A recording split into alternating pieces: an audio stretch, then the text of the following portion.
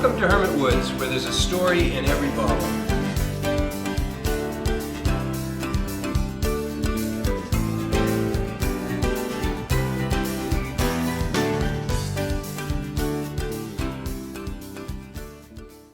So thank you folks for joining us today. We're doing something a little different today. As many of you know, we've been interviewing people from the wine industry all over the country and even abroad, with some folks from South Africa.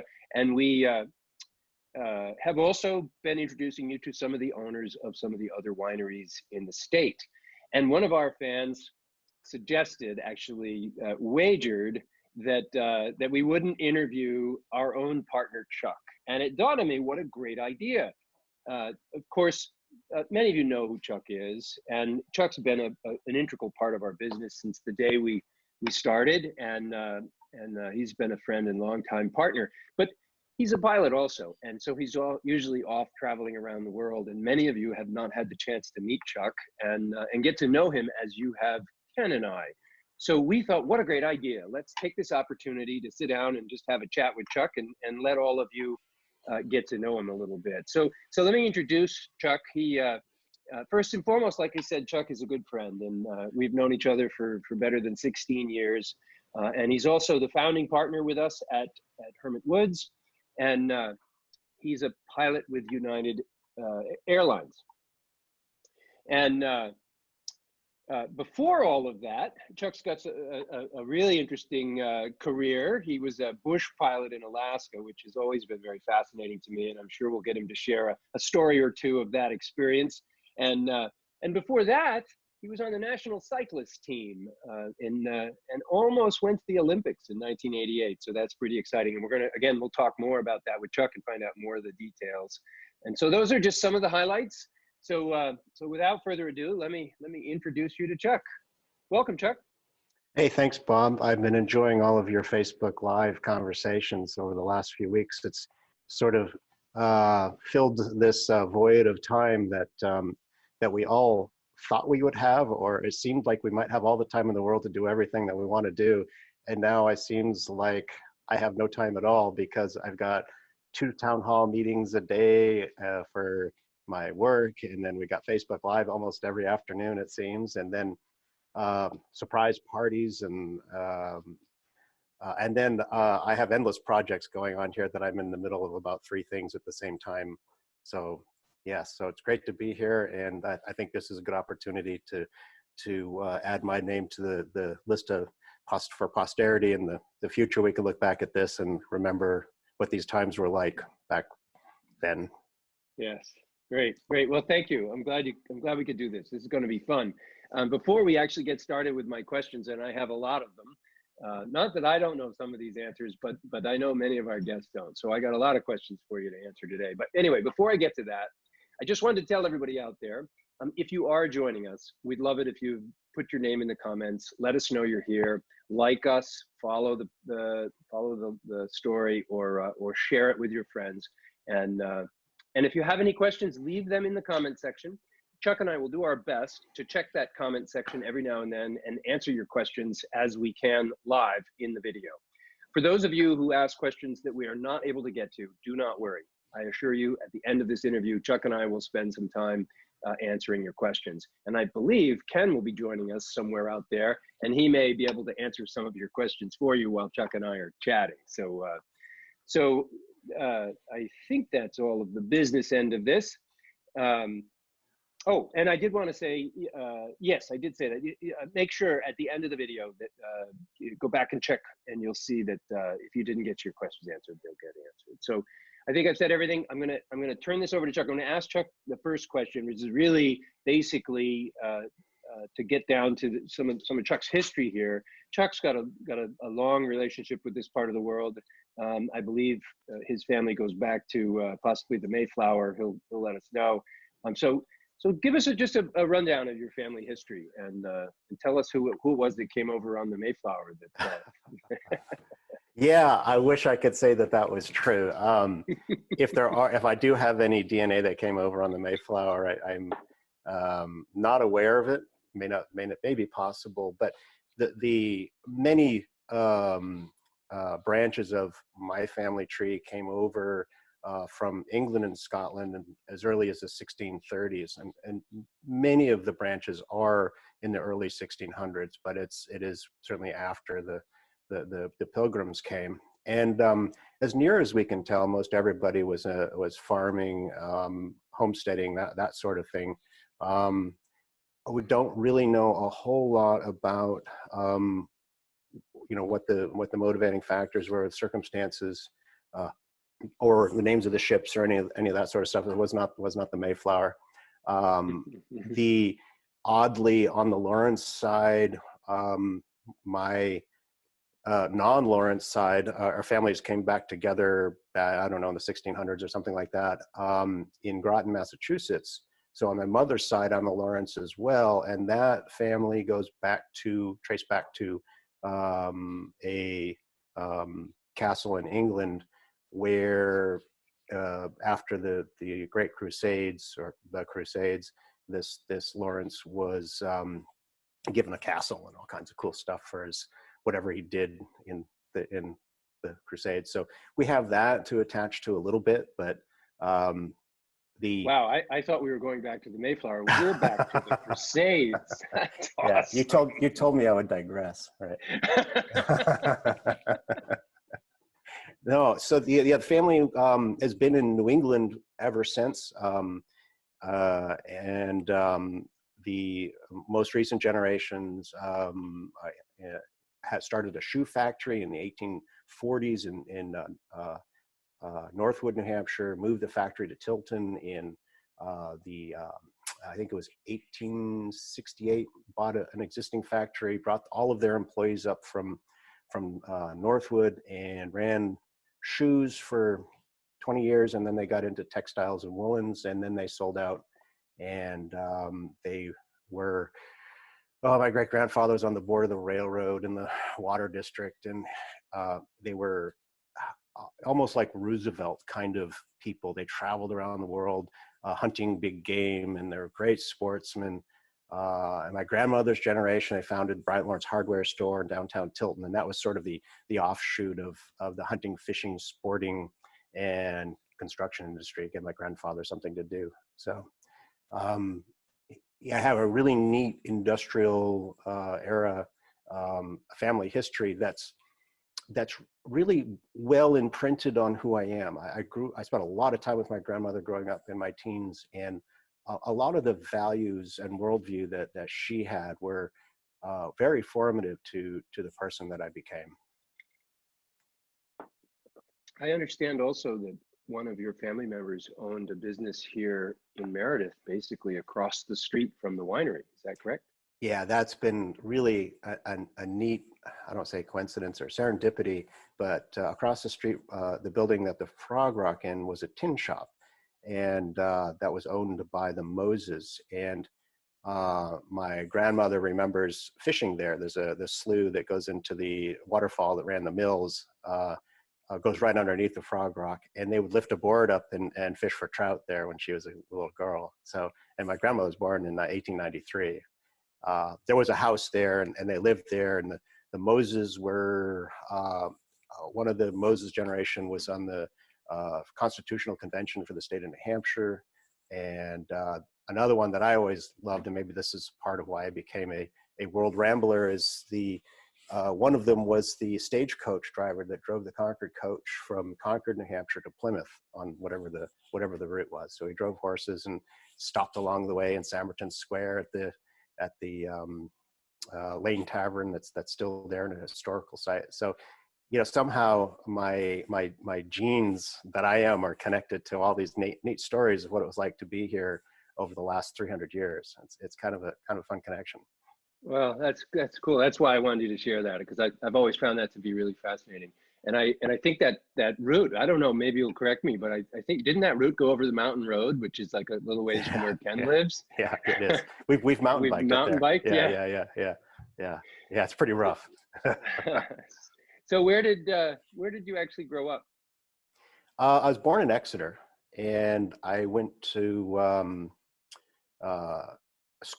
elementary school in Newfields, and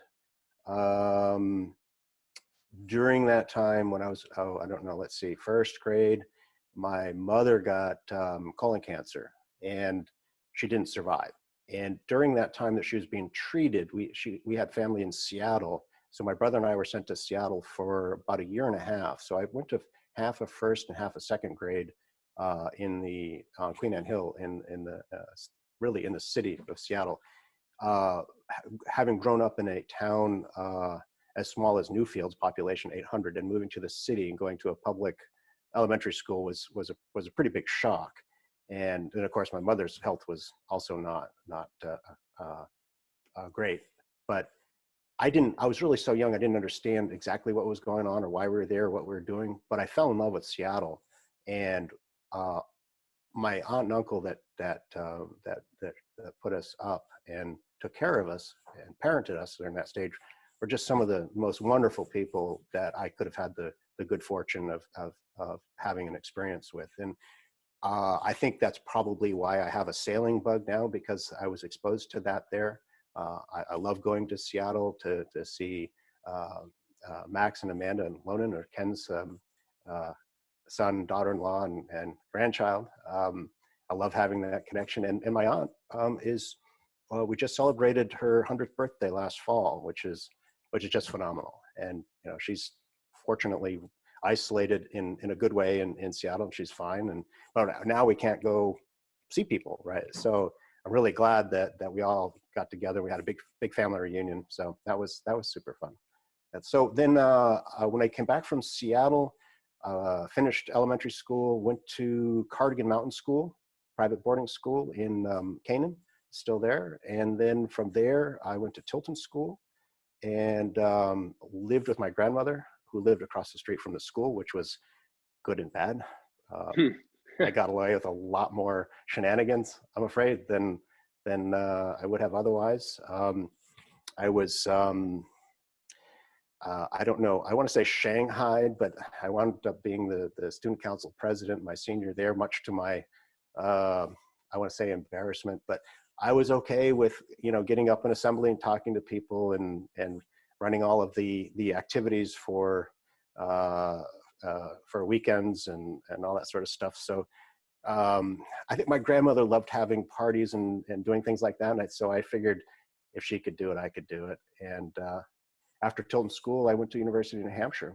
And then I've kind of lived in the area round and about. We'll get into the other parts of my life as we get into college age. So, but that's the basics.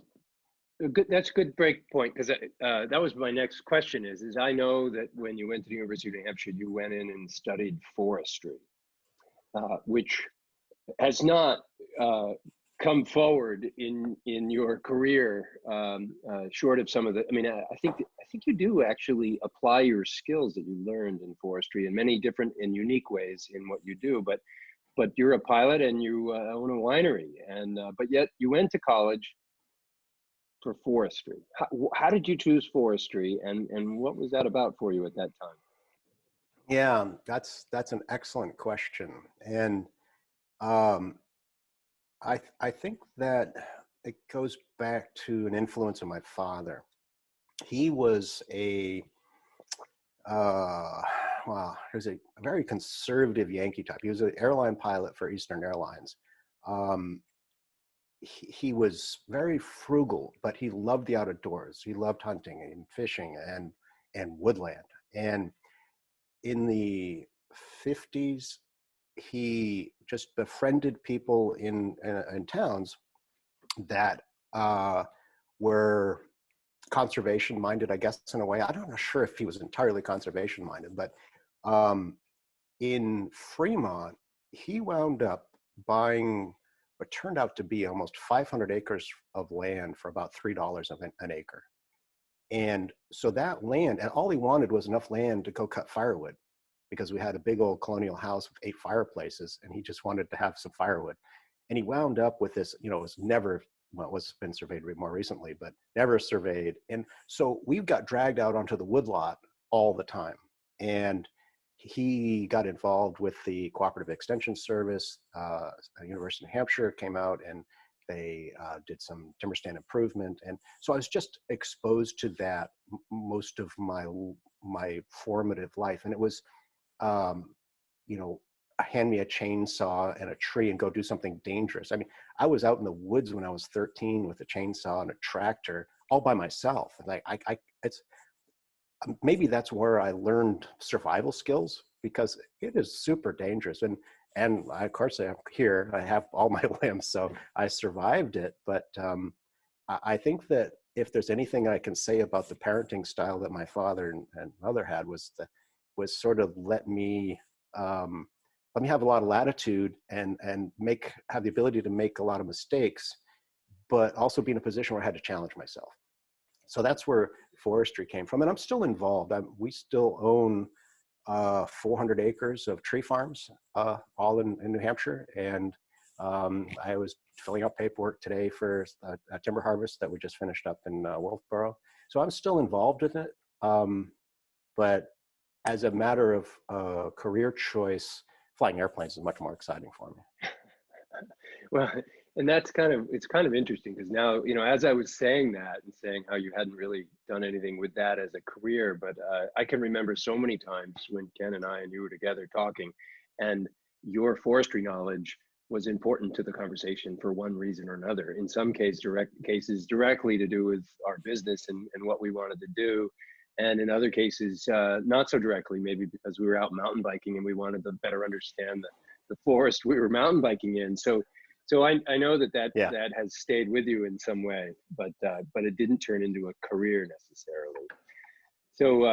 So while you were at UNH, you were there for 4 years, I believe, thereabouts, and you joined the UNH cycling team. And as we mentioned earlier, you went on to become quite the cyclist, and almost finding yourself on the Olympic team in 1988. So tell us a little bit about that. That's another side of you a lot of people probably don't know, and I think it's just fascinating and also frustrating, as I'm in your tailwind trying to keep up with you on the road. Yeah, you know, I have a lot of muscle memory. I think that it's strange, but I really did. I think I spent more time cycling than I did spend a lot more time cycling than I did studying forestry at UNH. Sorry, everybody. And forestry is a tough curriculum. I mean, there was 5 classes a day and lab classes every afternoon. Plus, I started training with the UNH cycling team, and you know, as weather permitted, we were out riding, you know, 4 or 5 days a week, 2 to 3 hours a day. So, yeah. So the cycling thing, yeah, it's great. I'm such a lucky person. I've had really such great influences that sort of planted seeds that allowed me to build my passion on something that I had authorship of, and cycling was one of those things.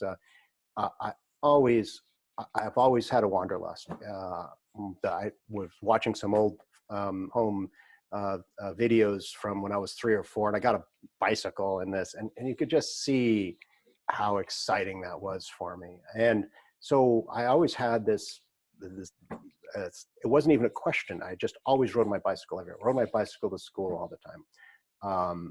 When I was at Cardigan Mountain School, my stepmother had a deal with me that if I made honors in French, I'd never taken a language before, that she would take me to France for a bicycle tour in the summer, I think it was 1976.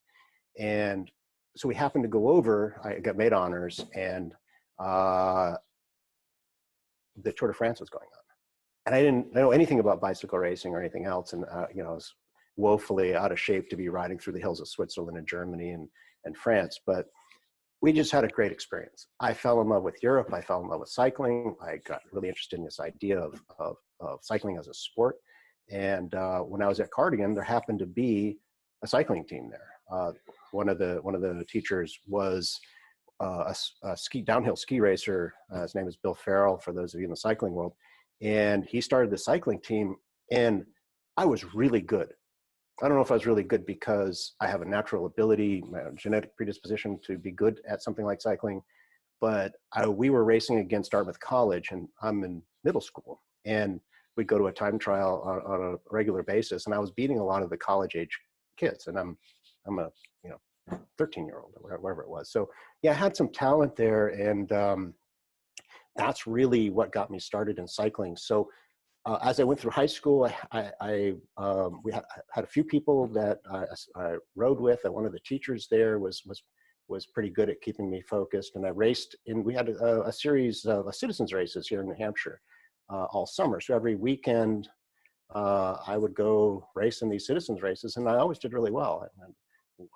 In Laconia, the Pichets race, I wound up winning it one year, but I was no longer a citizen. So Ken Goebbels, I think, got the win. But that was my pet peeve, to go up over the hill at Belknap Mountain and beat everybody else to the finish line. And I finally did it, but I was disqualified because I was a licensed racer at the time.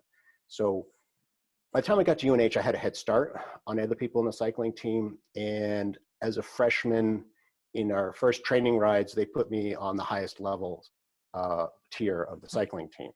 So with that sort of honor, there's an obligation. And then from there, our coach, Fred Dunn, was really good at setting up a training program, and it attracted a lot of really good athletes from UNH, and we did really well. We had a good team. I learned about team tactics and really a lot about the higher levels, the more pro-like levels of the sport.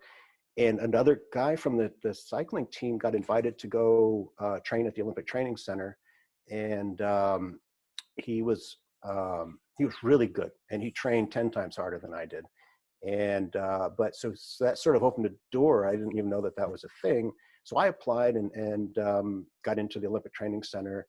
And I wound up dropping out of school a bunch of semesters to go train every spring in Colorado Springs at the training center, and did well enough there and that I was eventually put on the national team. And eventually Doug Tanner and I were given a place to live there. So we lived there year round when we weren't racing. So yeah, the UNH cycling team really was really great, motivating me and getting me out every day. And you know how it is, like, even for going running, if you have someone that's going to be there at 2 o'clock and it's raining and crappy, you don't feel like going out, but they're there, you got to go do it. And you really need that kind of support to train as hard as you need to train to reach the highest levels of cycling. And so yeah, the UNH cycling team was great. And we had a good team. We won the national championships in 1985. And, you know, collectively as a team, we always finished really far up there. And as far as I know, the team's still going. That's great. So I believe your chance to go to the Olympics was missed by just a few seconds. Is that accurate? Yeah, kind of. Yes, well, absolutely. So no, stories get better as we get older. So and of course I have a revisionist history would say that yes, I almost made it. Well, it's complicated. It's really truthfully the answer. By that time, I had done a few races for the national team. I raced the Tour of Belgium. It was the amateur version of the Tour of Belgium. And then the trade team that I raced for was sponsored by Cannondale mainly. And so we traveled around in the Cannondale van, a great bunch of guys, and just raced. We were basically racing vagabonds. And Cannondale bought gas.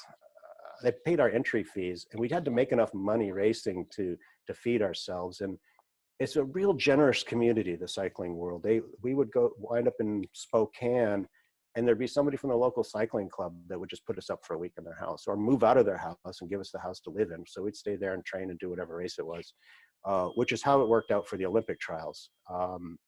We had one of our team members won one of the Olympic trial races, and he did make the Olympic team.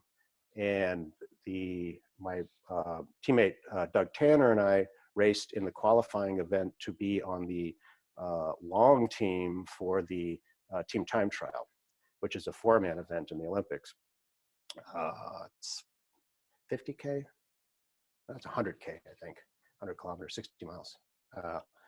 So anyway, we had the ride of our lives. We went so fast. Doug is a great time trialer. And I have to say that, I do say this, is that I know as a human being that I have pushed my body as far as it can possibly go without collapsing. I basically did collapse at the end of that race. I poured every single iota of, 15,000 miles a year of training and hours and hours and hours of working on being the best athlete I could be. And it all got to get poured out in that moment. And we had the best time until the last 3 teams went, that were all sort of the shoo-ins to be on the Olympic team. And the slowest of those teams beat us by 8 seconds. Otherwise, we would have been automatically on the Olympic team. Doesn't mean we would have gone to the Olympics, but we would. That's okay. I think we could say, it's fair to say that you missed going to the Olympics by 8 seconds. I think that's fair. Yeah, that's not much of an exaggeration. It is literally true. Okay, well, let's take a break for just a moment and switch over to look at the live feed and see who's joined us and see if we have any questions that we might want to ask. Wow, it looks like a lot of people are on with us.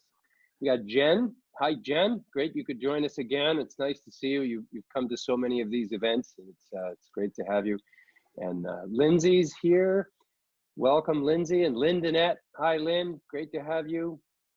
And JB, good. JB, some of you may know him. JB has worked for a long time in the wine cellar with Ken, and occasionally upstairs in the deli.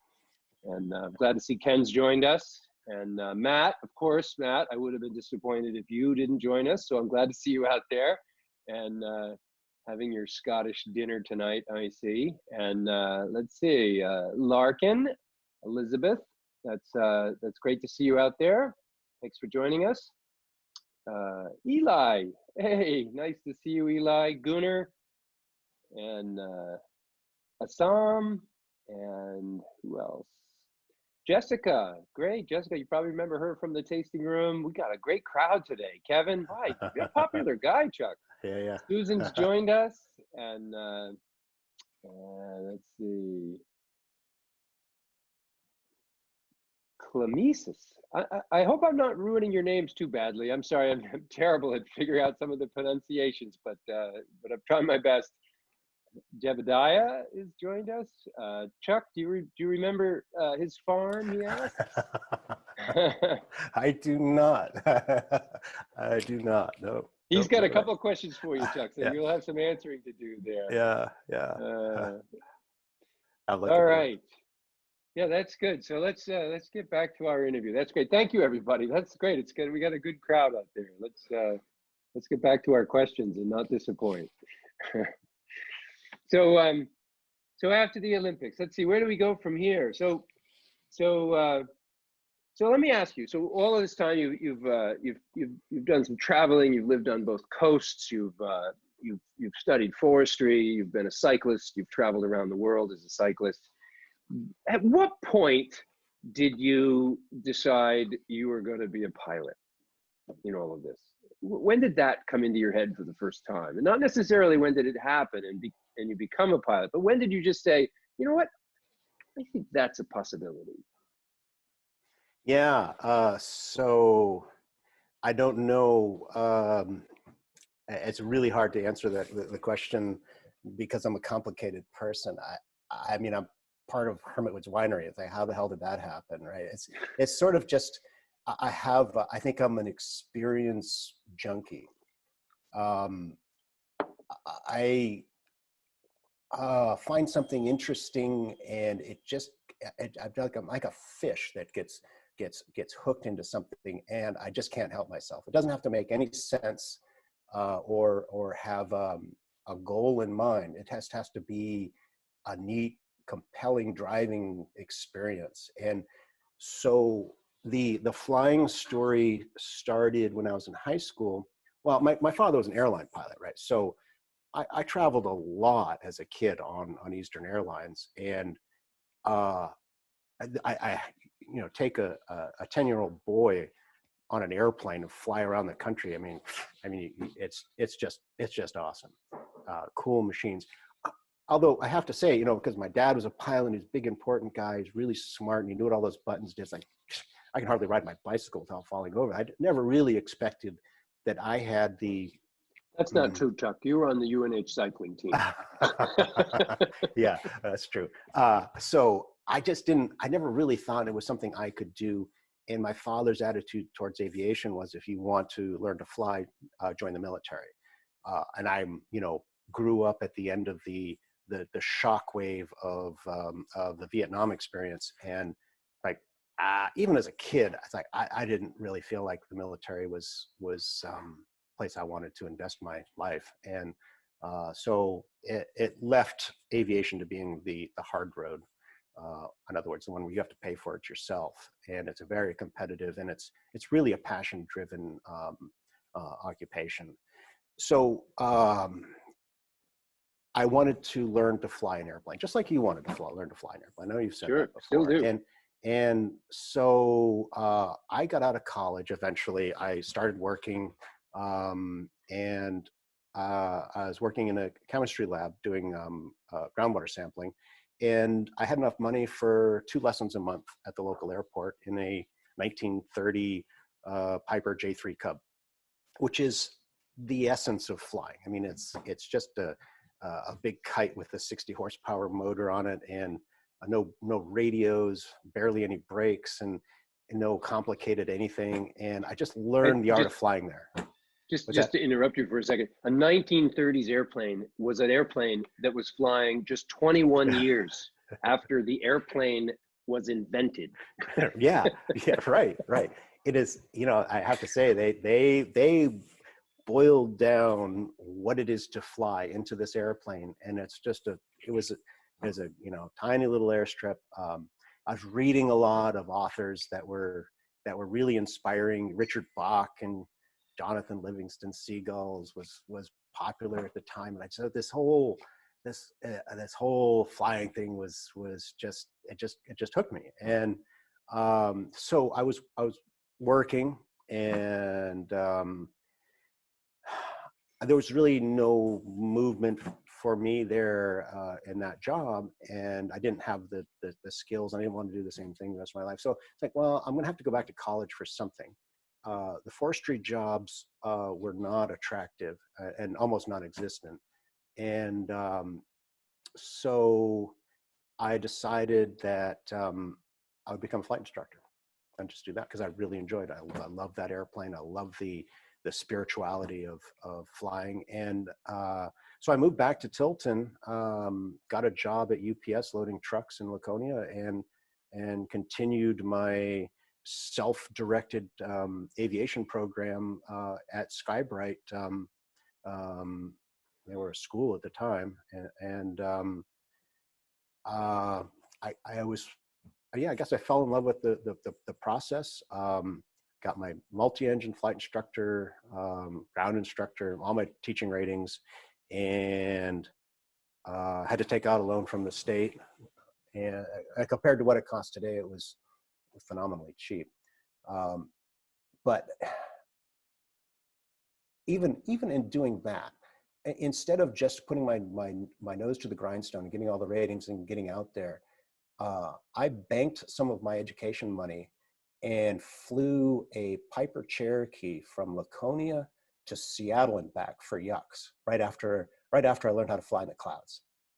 And I think back at that, it's like, it's like me and a tractor and a chainsaw out in the woods. Like, there we go, I did it again. I was way over my head, and flying in really, you know, summertime, 3 miles visibility haze. Way over everybody's head. And my wife to be in a mountain bike and our camping gear in the back, and we went camping in an airplane to Seattle and back. And again, I'm still alive. So we did it. So that's it. It just caught me. I didn't plan to be an airline pilot.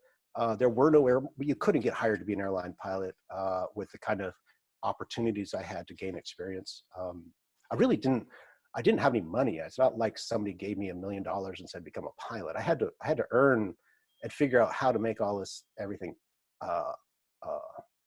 make money, I guess, or yeah, I just, had to figure it out. And that's will lead you to your next question about being a bush pilot. Yes. Well, even before that, I'm going to let everybody know, as you drive up your driveway at your house, you have the original hand painted signs Yeah. that directed people to your flight instruction program or whatever it was. So I'm reminded of that every time I visit you. But then, Yeah. yes, after being a flight instructor here in Laconia for, I don't know, a year or two or more, I'm not exactly sure, but you had the opportunity to go out and be a bush pilot in Alaska. And again, true to form, as you've pointed out many times, the adventure seeker you are, off you went. And that's, again, you could say the fact that you're still alive after that experience is quite remarkable. And I think the bush pilot job is considered, if not the most dangerous job in the world, it's pretty darn close to it. And what did you do that for 5 years, 6 years? Yeah, I'm getting to see a pattern here. No. No, I remember I worked in Alaska twice, and my second stint, my wife called me up and said, USA Today just published the most dangerous jobs in terms of death rate or something like that there are in the United States, and bush pilot is number one. What are you doing? Like, I don't know. I like flying airplanes, I guess. I don't know. What am I going to say? No, so I taught in those 1930s J3 Cubs for about a year and a half down at Hampton Airfield. And then my dad, in his great wisdom, after one of his contemporaries in aviation, a local, actually one of the families that owned the flying operation at the Weirs, Lyman Rice, passed away of some like Parkinson or something like that. He had 4 airplanes, maybe a bunch of gliders. And my dad, ever the deal maker, bought 3 airplanes for $20,000. And, but they were all derelict and none of them were legal to fly. He said, here, play with these for a while. So there I am. I became an airplane mechanic. I took the engine apart, took the gas tanks out, and did that mechanic. And anyway, I fixed up this 1946 Piper PA-12, and we flew it out of Lyman's Field. Actually, West Valpy flew it out of Lyman's Field. And I took it down to the local mechanic and went through it head to toe. And that's what I was hopping rides in that out of the what's now the Ashland Golf Course. There was a very small airfield there, but it's literally a golf course. And on weekends, my wife and I would put signs all around Plymouth, and we barnstormed all day. I would have like $15 for 15 minutes or something like that, and it was loads of fun. That was my barnstorming time. So we went to Alaska. The same friend of mine from Tilton School had gone to Alaska, got a job working as a mechanic, although he's a super pilot, and he called me up and said, I can get you an interview at this company, come up, blah, blah, blah. And hopped on an airplane, interviewed there. My brother was living in Alaska, interviewed at a couple of other places. And I wound up eventually getting hired for a company called South Central Airlines out of Kenai, to be based in Homer, flying really across a fjord to bush villages that had no roads, and there's only water access. And it's a brutal job and pretty dangerous. The reason that there was a job there is that the guy I replaced died in a plane crash while flying for the company, right? So that was my job opportunity to go flying in Alaska. And as you can see, once again, all my digits and arms and legs and whatnot, I survived. It was great. It was beautiful. I wouldn't trade that for anything. I think that for all of I'm the safest risk taker that somebody said this the other day when we came in from sailing on my catamaran. I'm the safest risk taker that this person's ever known. Like, I love the dangerous stuff, but I seem to manage to keep it from becoming catastrophic through my natural survival love of life or something. I don't really want to die in an airplane crash or on a catamaran or on a chainsaw accident in the woods either. Well, I have to concur. I think I'm probably pretty much in that category as well. I love taking risks, but I like to take them in a calculated way. I don't want to die young. And I've always felt like we've been on a lot of adventures together.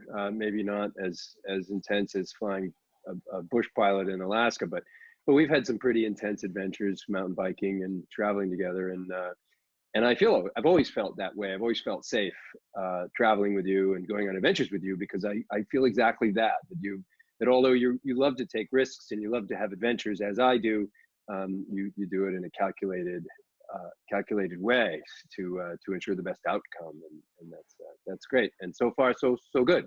So on that note, I just want to, if you could just kind of briefly describe maybe one of the hairiest moments maybe you had, or one of the most interesting moments, or you think of it as you will, but you were bush piloting for a long time. There must have been a moment or two where you just look back and go, wow.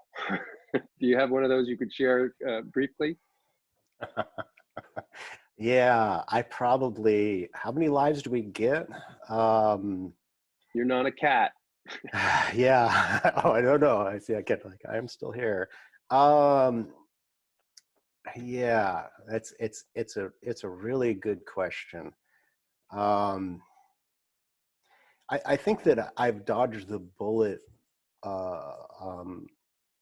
with luck over skill many times. I've certainly made some bad choices when I was bush piloting, but I've also made a lot of good ones as well. I have a really long story that I think would take too much time, and I only have a fifth of scotch here, so I'll save it for a dodging the bullet story, and it's a pretty good one. So one of the villages that we flew into in Alaska out of Homer was called Nanwalik, was the Native American name. It was English Bay was the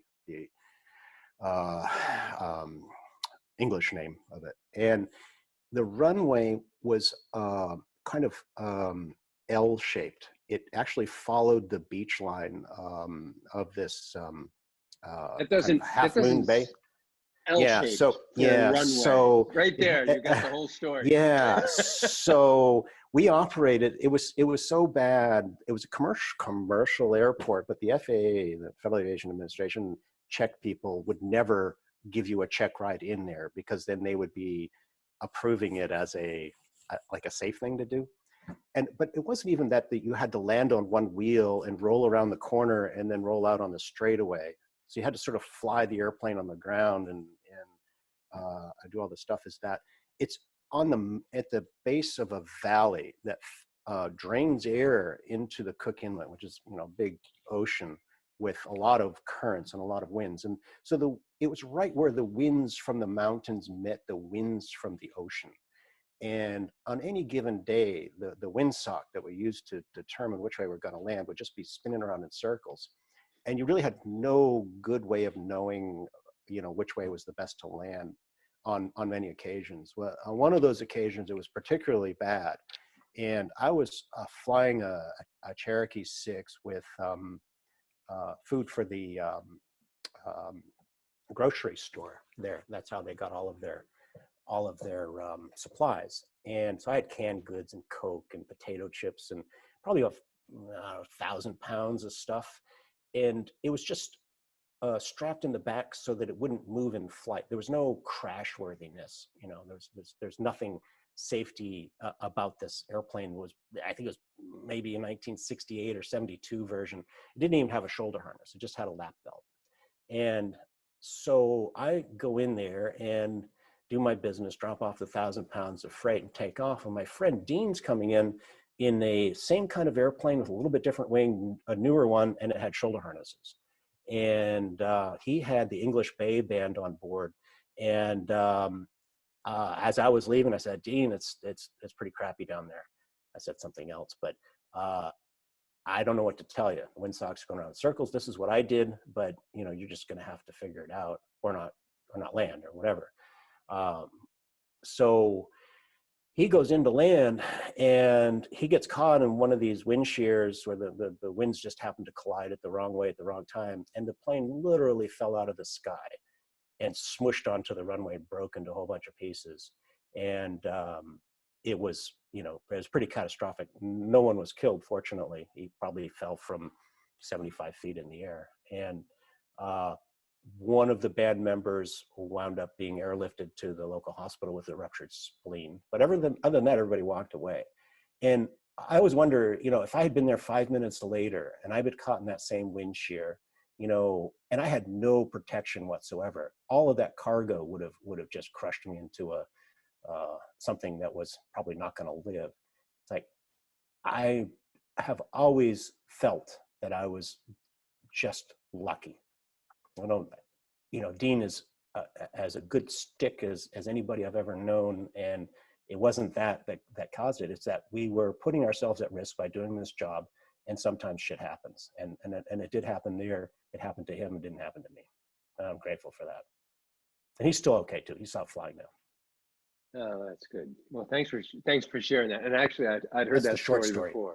Yeah, I've heard bits and pieces of that. I've heard more of it, but you just told it very well, and that's what I was looking for. So thank you. I'm glad you shared that. But I hopefully you'll be in the winery someday, and maybe our guests will be able to hear a few more of your stories in the future.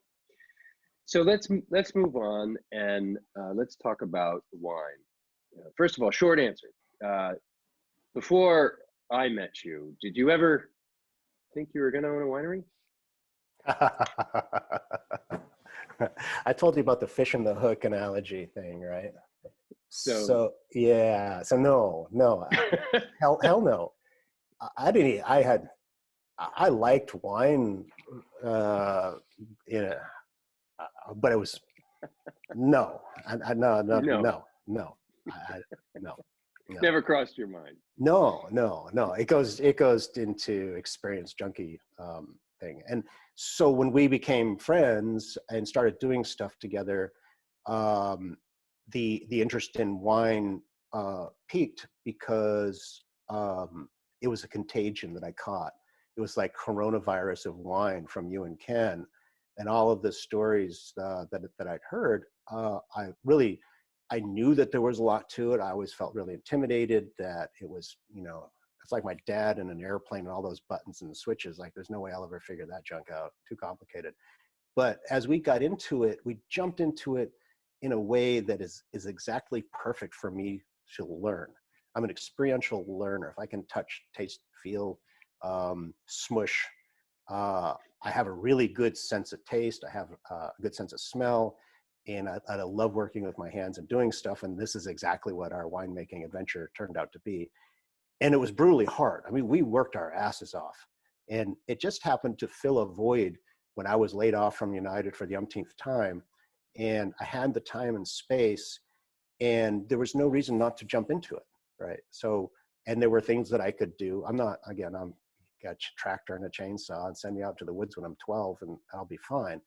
This was sort of the same thing that I would say that I caught, because I think about this quite a bit, largely because I'm not a very artistically creative person. I'm an adventurous person, and I got to connect with art in a way that I love art. I'm an art junkie as a matter of experiencing, but I'm not creative in the matter of being artistic. But when Ken started talking about making wine, making beer is really where it started as a matter of interest in fermenting. You can't help but get sucked into that adventure of seeking knowledge and process. And then we just jumped into it. It's like, yeah, hell yeah, go fill the van up with grapes and start crushing in Ken's backyard. And I don't know what the hell we're doing, but Ken seemed to know what he's doing. So between the three of us, I had a bottle of that wine from 2009 the other night. It was really good. So I'm not a bad cook. I mean, I have a good sense of taste and sense of flavors and things like that. So it's a happy accident for me. So, kind of a piece. I left this out in my thinking about what I wanted to ask you, so I'm going to bring it up now, and maybe we can talk about it or not. But when we first met, it really wasn't around wine. We met around mountain biking. Right. Ken and I were involved in a group that was out every week, mountain biking all the mountains of the area. And of course, we were mountain biking all the trails that weren't really officially mountain biking trails, climbing mountains and pursuing adventure at a whole nother level. So of course, this was right up your alley, and you heard about what we were doing and wanted to be part of it. So that's where we met, is charging up mountains together on our mountain bikes, and again, pursuing adventure together. And it's really where some of my adventures and your adventures started to convene. And then along with that came our, we'd end up back at the end of the ride at Ken's house drinking all of his beer, and and talking about beer and wine. And then Ken really started to get excited about the possibility of turning his fermenting skills on wine, and both of us sort of lit up on that. Me particularly, because I'd spent 11 years in California and I'd learned a lot about the wine industry. So I just wanted to go back and give a little bit of that background, because that's really where it all sort of formed up, is those mountain biking rides with the endless hours of beer at the end of those mountain biking rides, translating into, wow, we can make beer, we can make wine too. Well, Ken can, we can drink it really well. And so we started, I think it was around 2006 or 2007, the three of us started pretty seriously digging in on wine. We were making wine, we were visiting wineries, and I remember the trip we took. This is really, I think the beginning of our winery is this trip. We packed up your van, which was your dad's van, and we referred to it as the Love Mobile. And we packed it up with ourselves and our wives at the time. And so there were 6 of us, and we headed off on this adventure to go pick up a bunch of pallets or racks of grapes down at the docks in Boston. And we decided on the way back, we'll hit all the wineries that are open between here and Boston. And so here we were, the 6 of us, buying grapes on the docks of Boston in the morning, and then hitting up these wineries along the path on the way home. And for me, that really was when the possibility of opening a winery started to become real. It started to become like, wow, we're buying grapes, and we're learning, and we're educating ourselves, and we're having a hell of a good time. So I'm going to turn it back to you now, and I don't know where it was for you or when it was for you, but that was my moment, one of the key moments anyway. There were others. What about you in those early days when we were futzing around in Ken's backyard and we were driving the Love Mobile around the wineries around New England and Canada? What moment did you start to go, wow, there's something here? Yeah, that's a great question. I would have to say that the inspiration to dig deeper and deeper was really came from your thermonuclear passion engine that makes up Bob Manley. You saw it, you felt it. You have this ability to see things in your mind and put yourself there that I don't have that skill. But when you talked about it, it's like, yeah, I don't see why not. And then, being, raised in a very conservative family, like, the way we jumped into this was from a position of poverty, not big fortune, small fortune, right? So, we cobbled together money. We got people to give us a couple $100, and was like, yeah, we're just going to buy some grapes, and you'll get 25 cases of wine for $100, and Ken's going to make the wine because he's the experienced one. He knows what he's doing because he made some kit wines, like 5 years ago, whatever it was.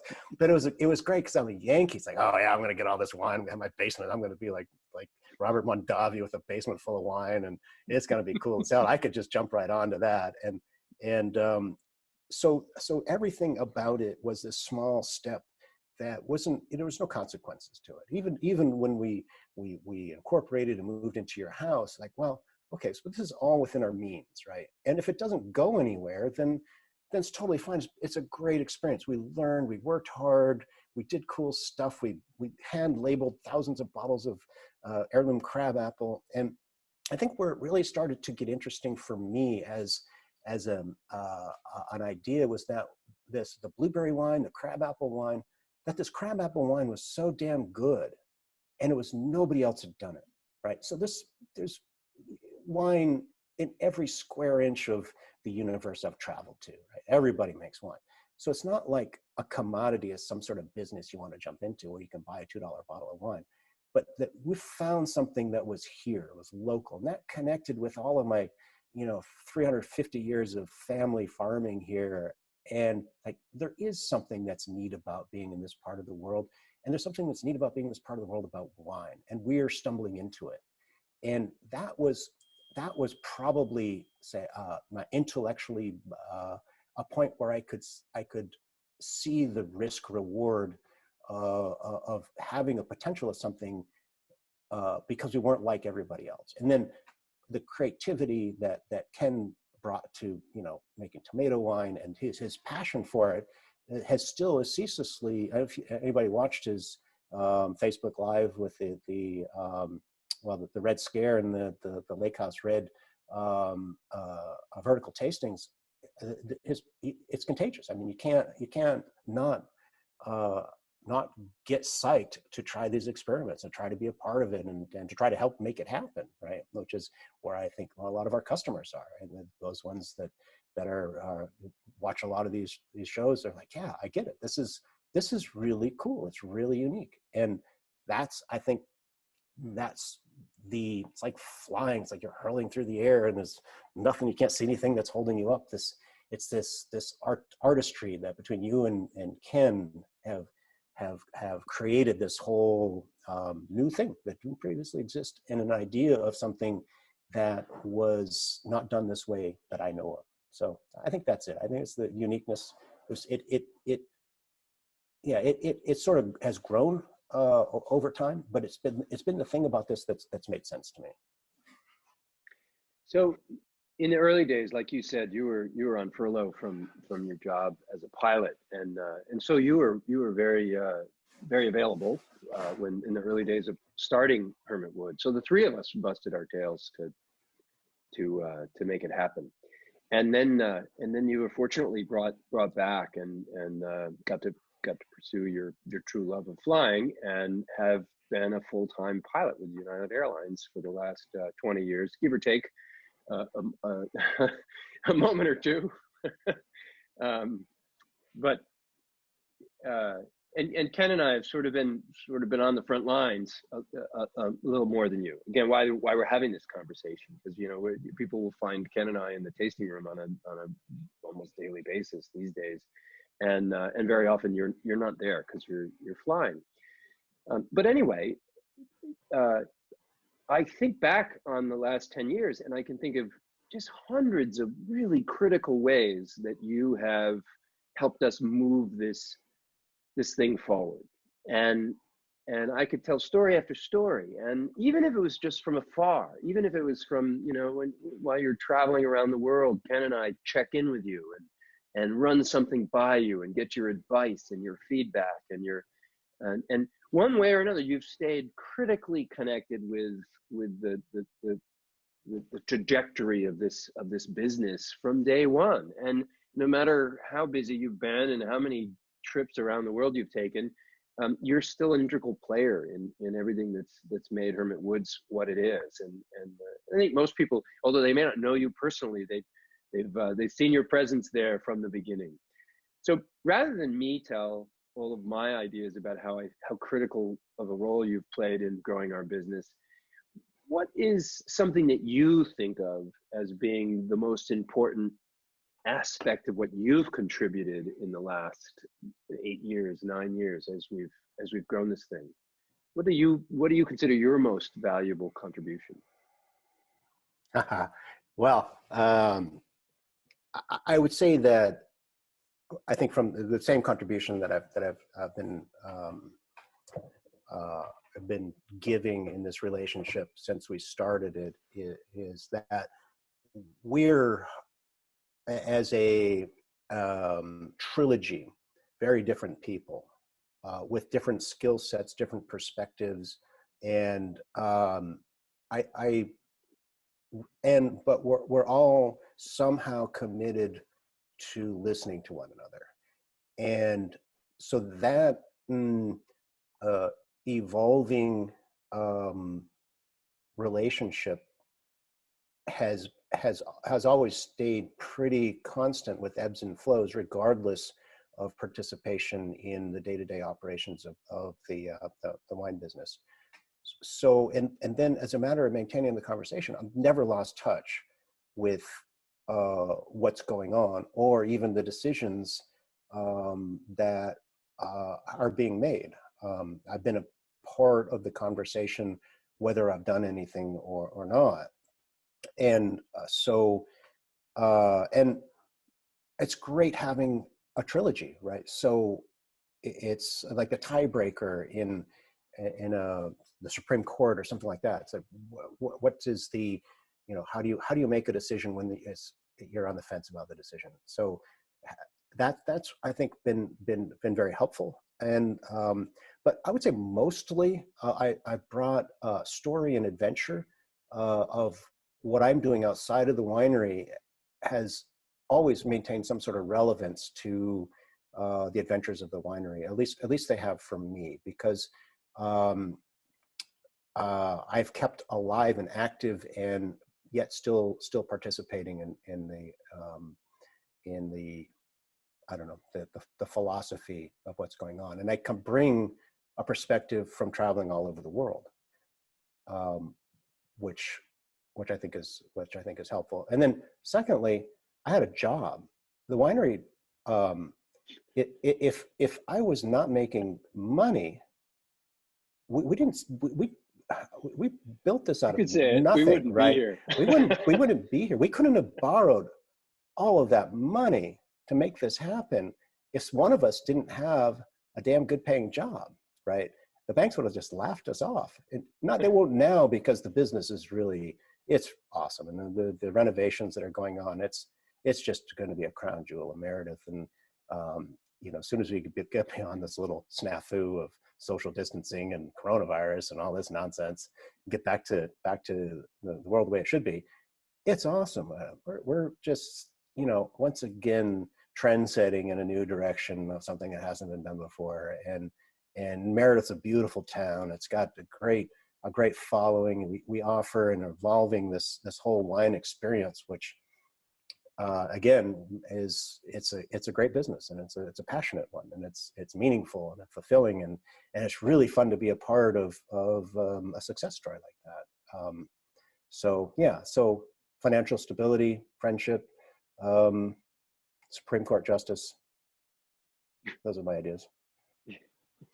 Well, I would have mentioned all of those and literally hundreds of others. It's really, if I spend any time thinking about it all, I can think of so many ways in which having your presence in the winery and in or out of the winery and contributing in the ways you have has just been outstanding, and it's part of the way in which I think we've been able to be successful. And I feel extremely blessed. Most people, if you've ever had a business or had partners, know that partnerships are challenging, and just having one partner is challenging enough. And we've been able to make three of us as partners work together for 10 years in a way that's remarkable and amazing. It's just absolutely amazing to me. I still pinch myself and I think how fortunate we are to have this relationship and have been able to grow this business together. So we do need to wrap up pretty soon. So there's a couple of things I just wanted to hit. So some quick short answers. You've traveled the world. If there was one wine that you could have in your cellar, other than of course your cadre of Hermit Woods wines, what would that wine be? I'm so proud to have the crazy moldy bottles of filter wine that I have in my basement now. It is so fun. It's probably, I could have the best Chateau Latour or Cheval Blanc or something like that, but it doesn't have the story, you know, it doesn't have the meaning that this wine that that we made in Ken's backyard, with really having little idea. At least I had no idea. I would just lift things up and put it down, really. And Ken would direct the show, and being the resident expert, that is so valuable to me as a matter of life experience. But so to answer the question, I think maybe, and I only know this from somebody else talking about this, but like a 1980s Dom Perignon rosé, champagne, something that's aged, and when you open it, it's unlike anything you've ever had before. It's soft and full and rich, and has something that you couldn't experience unless you had a 40-year-old bottle of Dom Perignon from 1980 sitting in your basement. It's a unique thing that only this thing could bring to you. And I could say that about a lot of other wines, but that's what comes to mind to me right now, because I love bubbly. That's great. We're gonna have to make that happen for you. All right, there you go. So that's a good answer. Thank you. And the next question is, I asked this of everybody, so you're going to get it too. So have you figured out what you want to be when you grow up? Yeah, so I know you're going to ask me this, because I've been watching all of your shows, and it's kind of a loaded question in so many ways. I mean, at a very simple level, it's like, well, I think I want to be an astronaut. So there's that, but I don't really want to be an astronaut. I don't have that. My brain sort of works backward. I mean, I'm like dumb as a fish, and I get hooked into something that's interesting to me, and doors keep opening, and I love following that path that's provided for me. So I don't really know when I'm going to get hauled into the boat and slaughtered and eaten for dinner. I don't know what my end result is, because I'm not really choosing it. And so I don't have an answer, but I will say, as a matter of being a person, I am grown up. What I'm doing, I love my life. I pinch myself when I realize that this is what my life is. And from what my expectations were when I was 10 years old, riding around in Eastern Airlines airplanes, believing that there's no way I could figure out what all those buttons did, it's awesome. It's great. It's great to be alive. It's great to be me. I would rather that we didn't have this challenge that we're going through right now, but it's been an interesting, and I'm not suffering like people are. I mean, I'm still getting paid for a little while, and you know, so my day-to-day struggles are small. So this challenge has been another unique, interesting life experience that I've made the most of, and making the most of. And but I do want to get back to normal soon. Oh, and I have antibodies, so it's like, woohoo! So I have to tell you, you may look like a grown-up, and you may act like a grown-up sometimes, but I've spent enough time with you and Ken to know that the three of us have not grown up yet. Yeah. But we won't go there. So, yeah, cheers to that. So I wanted to, Chuck made the great suggestion that we have this interview over a glass of scotch. So one, we were challenged to have this interview over the enticement of scotch, and we also should point out that although we do love wine, we're not prejudiced when it comes to any of the alcohols, and are always pleased to enjoy scotch, beer, wine, Dom Perignon, whatever it is that we might have access to at the time. So that's great. So I'm going to put this to a close by asking you just one last question. Is there anything that I've missed or that we didn't talk about that you feel like we should have and you want to add to the story before we close?